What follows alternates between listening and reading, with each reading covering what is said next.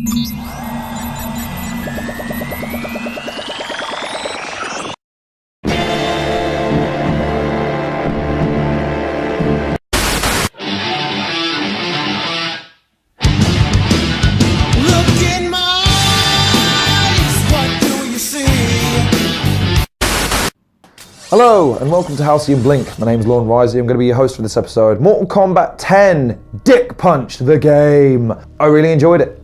I thought it was an interesting experience.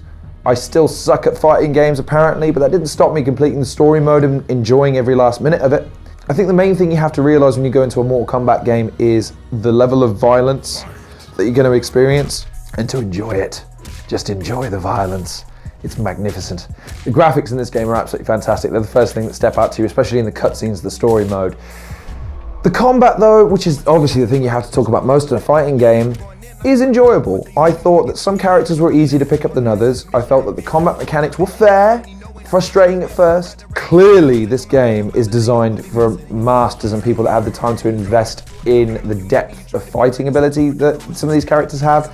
A casual fighter like me, or someone that's more used to a Tekken-style fighting game with combinations that come from button mashing to a degree and combinations of presses, doesn't mesh well with me quite.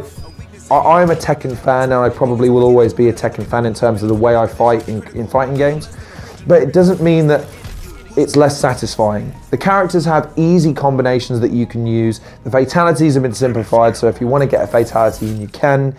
The character roster is wide enough that there'll be hopefully a character for you.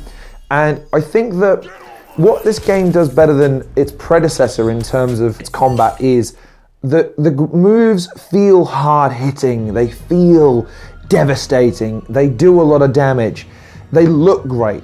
So even if you get your ass kicked, it's still a spectacle, it still looks fantastic, as frustrating as it is. There's tons to do in the game in terms of story mode. You've got that'll last you a good 4 or 5 hours. It's not a particularly long story mode. I have to admit, I've played Injustice and played that through. That was a longer version of this, and I would argue is probably superior in terms of story, but graphically obviously doesn't hold a candle to it. And I think that the multiplayer modes have plenty to offer still to this day, even though it's probably been outdated by Injustice 2 since then.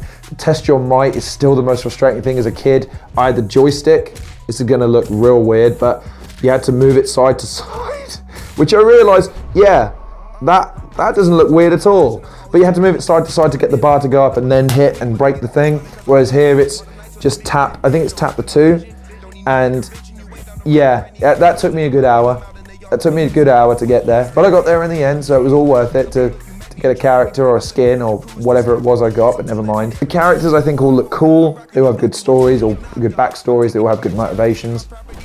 Downsides, like I say, are some of the animations look a little bit weird, especially when they get all sweaty and bloody. Just looks weird. And I think though the story could have been just a little bit longer and had a bit more impact and a bit more cohesive. But in terms of a fighting game experience, it's great. I'll give it a 7 out of 10 just because I haven't felt the need to play it since. I haven't been desperate to play it. I haven't been desperate to call one of my mates and go, dude, come around, we've got to play Mortal Kombat. Whereas Tekken, I always find the need to sort of say, dude, let's rock some Tekken. Let's do that, man.